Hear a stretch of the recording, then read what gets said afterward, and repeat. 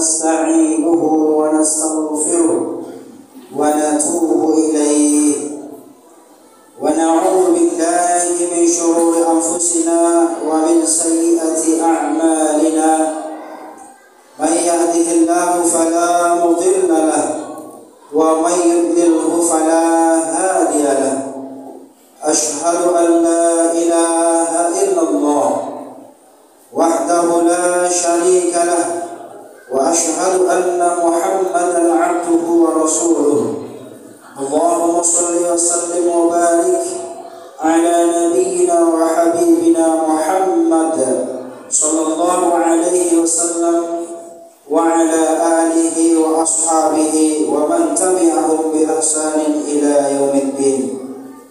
فيا عباد الله أوصيني وإياكم بتقوى الله وطاعته لعلكم ترحمون. وقال الله تعالى في القرآن الكريم: أعوذ بالله من الشيطان الرجيم.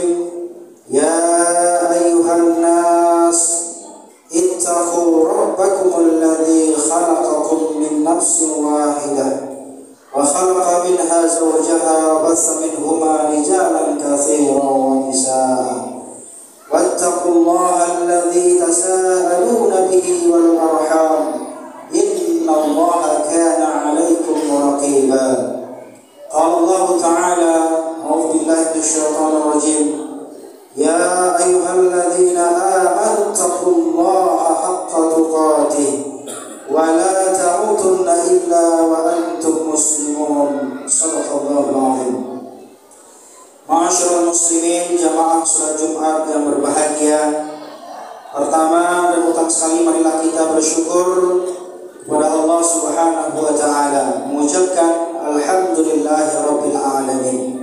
Segala puji dan syukur hanya kepada Allah Subhanahu wa taala, Tuhan yang menguasai langit dan bumi serta segala isinya, menguasai setiap jiwa-jiwa makhluknya, termasuk kita sebagai manusia. Mudah-mudahan kita senantiasa berada di dalam lindungan Allah Subhanahu wa taala dimanapun kita berada. Amin ya rabbal alamin. Berselawat kita kepada baginda Rasulullah sallallahu alaihi wasallam, Nabi Allah wa Rasulullah. Allahumma shalli wa sallim wa barik ala nabiyyina Muhammad wa ala ali Muhammad.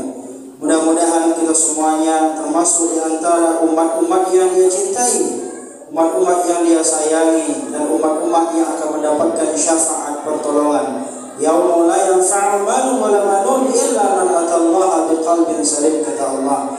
Pada hari tidak berguna lagi harta, pangkat, jabatan, anak, istri, kekuasaan, semuanya pasti kita tinggalkan.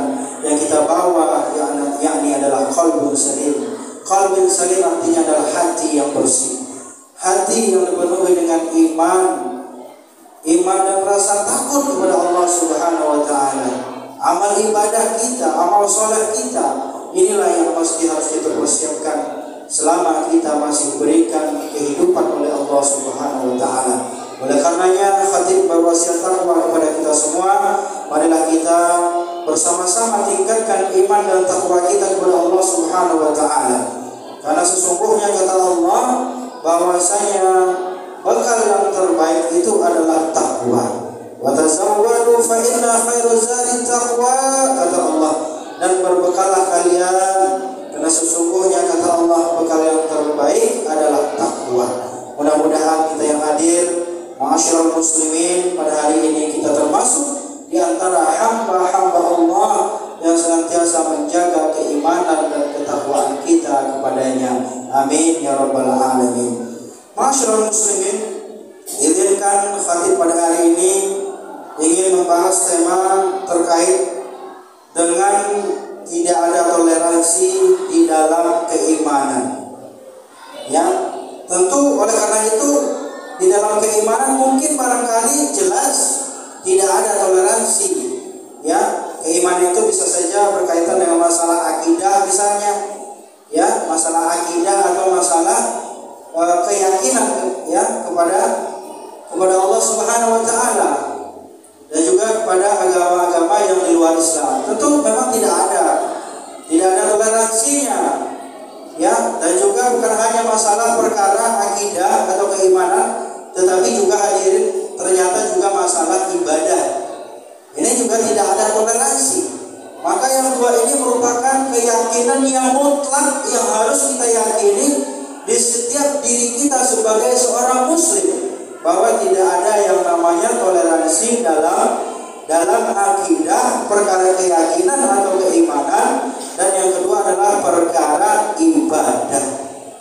Maka perkara-perkara ini ya kita sudah sepakat dan sudah kita yakini secara mutlak, ya, secara hakul yakin, bahwa tidak ada yang namanya toleransi. Tetapi bagaimana pedoman toleransi dalam beragama atau dalam berbangsa dan bernegara, atau bahkan mungkin antar manusia? Tentu Allah Subhanahu wa taala juga memberikan ya tuntunan kepada kita dan juga baginda Rasulullah SAW. Maka kesempatan kali ini Khatib ingin mempertegas bahwa ada panduan toleransi yang dibolehkan ya oleh Allah Subhanahu wa taala dan Rasulullah SAW di dalam kehidupan kita, baik itu masalah beragama, ya, masalah kemanusiaan, masalah berbangsa dan bernegara. Ini mesti kita pelajari dan mesti kita fahami, ya, meskipun dalam keyakinan, ibadah dan masalah keimanan secara mutlak kita tidak ada yang namanya toleransi. Dan bahkan dalam ayat dikatakan lakum dinukum waliyadin. Jadi bagimu agamamu, bagiku agamaku. Ya, jadi tidak ada yang namanya paksaan di dalam memeluk agama, terutama dalam Islam. Diatur itu dalam Al-Quran. La ikraha fiddin, tidak ada yang namanya pemaksaan untuk seseorang memeluk agama Islam. Apalagi Islam memaksakan agamanya kepada orang yang telah beragama. Maka ini juga melanggar dari ketentuan Allah Subhanahu wa taala dan juga ketentuan daripada perundang-undangan yang ada di negara kita. Hadirin kaum muslimin, kita tahu di negara kita ini memiliki berbagai macam ragam kesukuan, ya, memiliki yang namanya keragaman agama yang beragam-ragam. Ya, ada agama Islam, agama kita yang kita cintai, ya, ada juga agama saudara kita yang namanya Kristen, Katolik, Hindu, Buddha, Konghucu. Ini adalah agama-agama, ya, masing-masing agama ini memiliki yang namanya kepercayaan dan keimanannya masing-masing. Maka perkara agama dan keyakinan kita tidak boleh mencampur adukan, ya, antara keyakinan Islam dengan keyakinan yang di luar Islam.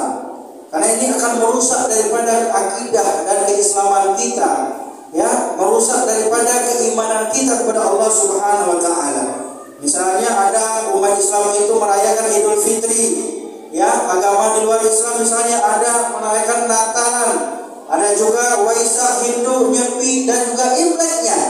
Nah, oleh karena itu bagi umat Islam, ya, ini harus menjadi catatan penting bagi kita bahwa di dalam keyakinan kita dalam beragama tidak ada yang namanya kompromi di dalam peribadatan. Bahkan oleh karena itu di berbahagia sangat tegas dikatakan, ya, bahwasanya kita tidak boleh, ya, memiliki keyakinan bahwa umat Islam itu memiliki kepercayaan, ya, semua agama itu sama, itu salah. Semua agama itu benar, itu salah. Semua agama itu masuk surga, itu salah. Di dalam keyakinan umat Islam bahwa Islam adalah agama yang satu-satunya yang akan membawa kita untuk masuk ke dalam surganya Allah Subhanahu wa taala. Di dalam Islam, catat ada yang berbahagia, di dalam Islam. Silakan kalau misalnya ada agama di luar Islam memiliki kepercayaan bahwa hanya agamanya yang benar, hanya agamanya yang bisa memasukkan surga, silakan. Inilah yang namanya toleransi. Maka ini kaum muslimin berbahagia, ya, di dalam Islam kita tidak boleh mencampur adukan dan bahkan kita tidak boleh memiliki keyakinan bahwa agama lain juga bisa memberikan kebahagiaan. Dalam Islam tidak boleh. Ya, dan juga demikian bahwa agama yang lain juga bisa mengantarkan kita ke dalam surga. Ya, mungkin hadir berbahagia dalam setiap agama itu ada surganya. Tetapi yang namanya surganya Allah Subhanahu wa taala yang diyakini oleh sebagian umat Islam tentu hanya ada di dalam ajaran Islam. Hadirin kaum muslimin berbahagia. Dan oleh karena itu jelas Allah taala mengatakan, ya, wa may yattakhidhu ghairal islami dinan fala yuqbala minhu wa huwa fil akhirati minal khasirin. Barang siapa yang mencari agama selain Islam, maka sekali-kali tidaklah akan mendapatkan penerimaan di sisi Allah. Artinya apa?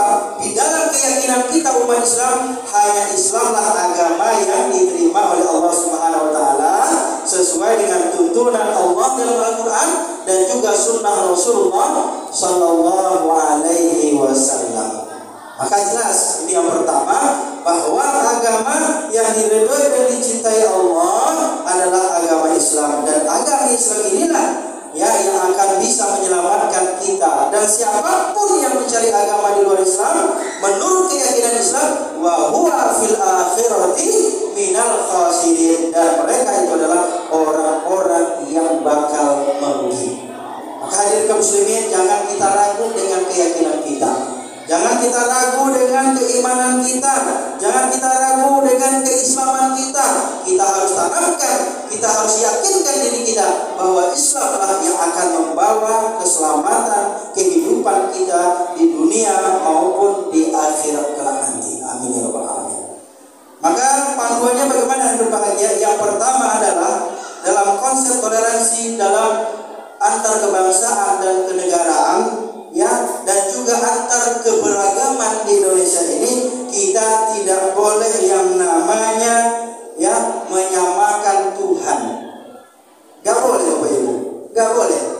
Karena sejatinya Tuhan yang kita sembah itu berbeda. Gak boleh di dalam Islam memiliki keyakinan bahwa Islam menyembah Tuhan Allah, yang luar Islam juga menyembah Tuhan Allah. Tidak sama. Mungkin Allahnya kita dengan Allahnya di luar saudara-saudara kita berbeda. Tidak boleh kita menyamakan. Dan yang paling terpenting adalah bahwa kita sebagai umat Islam, kita dilarang untuk mencela dan menghina agama di luar Islam.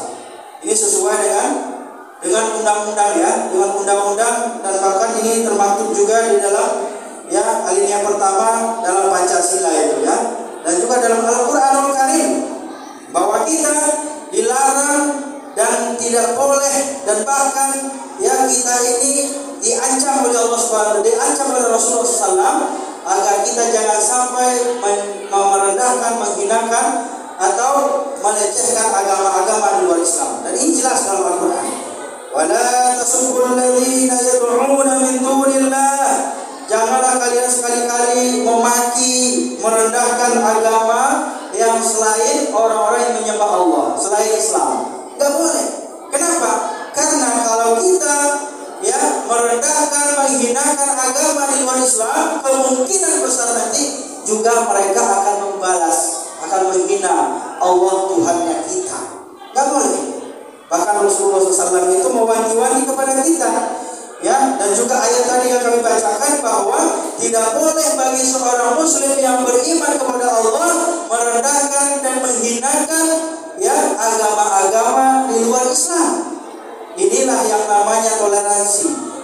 Mungkin kita tidak ikut dengan perayaan-perayaan agama mereka, tetapi kita memberikan peluang dan kesempatan dan waktu menghormati peribadatan yang mereka lakukan ketika hari raya mereka. Kita menjaga ketertiban misalnya, menjaga keamanan, ketentraman.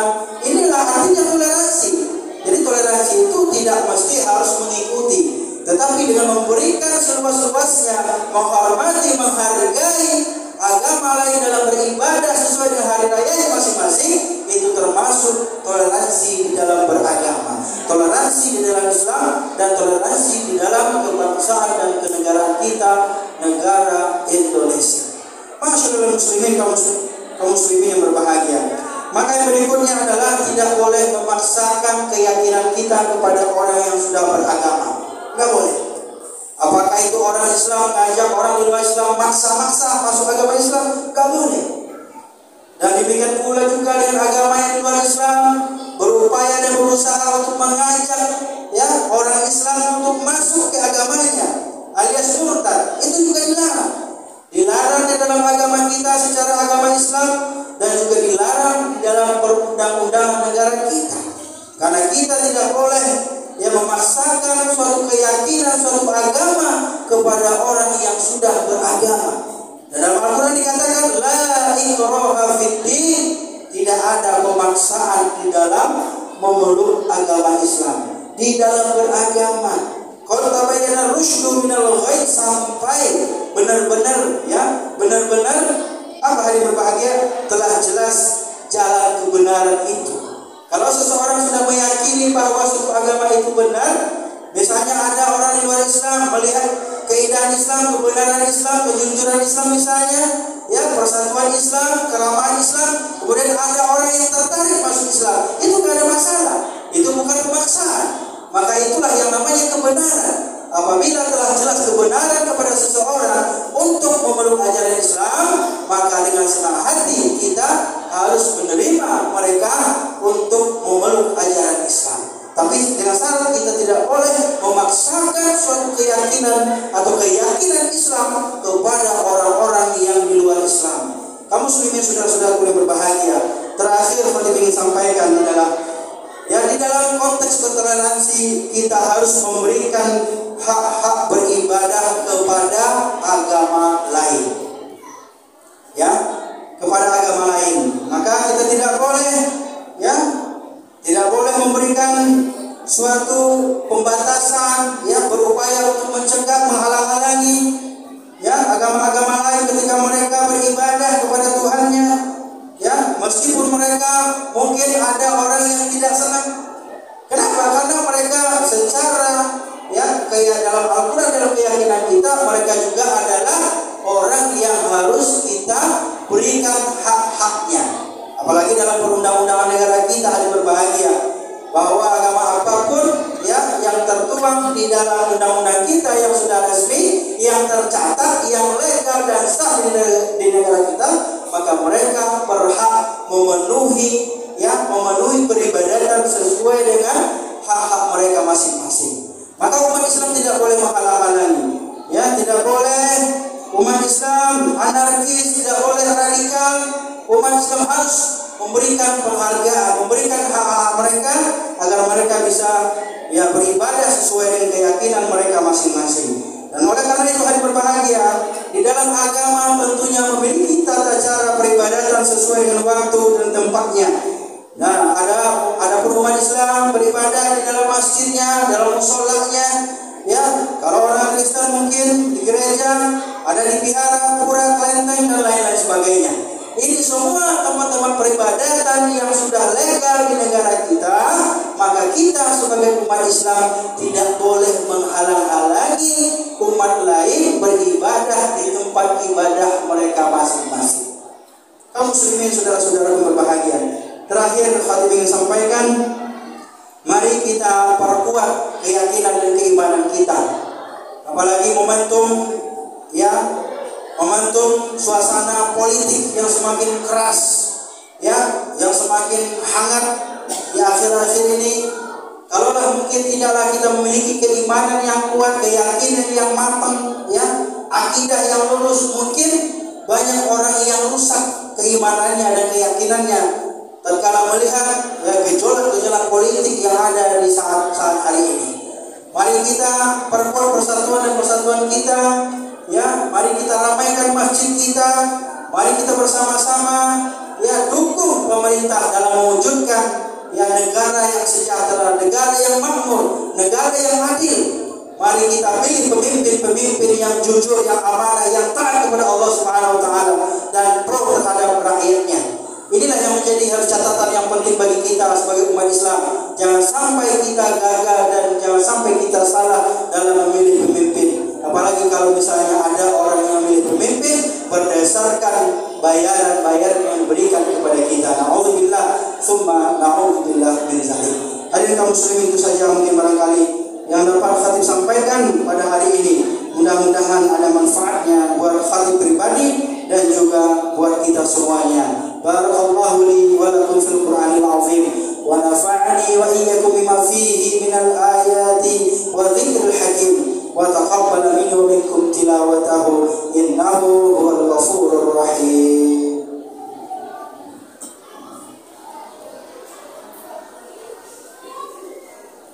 Alhamdulillahi rabbil alamin wal 'aqibatu lil muttaqin wala 'udwana illa 'alal zalimin. Asyhadu an la ilaha illallah wahdahu la syarika lah wa asyhadu anna Muhammadan 'abduhu wa rasuluh. Allahumma shalli wa sallim wa barik ala nabiyyina wa habibina Muhammad wa ala ali Muhammad. Amma ba'd. Fa ya ibadallah, usini wa iyyakum bi taqwallah wa ta'atihi la'allakum turhamun. Qala Allah ta'ala fil Qur'anil Karim, a'udzu billahi minasyaitonir rajim. Ya ayyuhalladzina amanu taqullaha haqqa tuqatih wa la tamutunna illa wa antum muslimun. قال الله تعالى أيضا أعوذ بالله من الشيطان الرجيم إن الله وملائكته يصلون على النبي يا أيها الذين آمنوا صلوا عليه وسلموا تسليما اللهم صل وسلم وبارك على محمد وعلى آل محمد كما صليت على إبراهيم وعلى آل إبراهيم وبارك على محمد وعلى آل محمد كما باركت على إبراهيم في العالمين إنك حميد مجيد اللهم اغفر للمسلمين والمسلمات والمؤمنين والمؤمنات الأحياء منهم والأموات إنك سميع قريب مجيب دعوات يا قاضي الحاجات يا رب العالمين اللهم اغفر لنا ذنوبنا ولوالدينا وارحمهم كما ربونا صغارا لجميع المؤمنين والمؤمنات والمسلمين والمسلمات اللهم ربنا هب لنا من أزواجنا وذريتنا قرة أعين واجعلنا للمتقين إماما اللهم انصر الإسلام والمسلمين والمجاهدين في فلسطين وفي كل مكان وخصوصا في بلدنا هذا إندونيسيا برحمتك يا أرحم الراحمين. ربنا ظلمنا أنفسنا وإن لم تغفر لنا وترحمنا لنكونن من الخاسرين. ربنا آتنا في الدنيا حسنة وفي الآخرة حسنة وقنا عذاب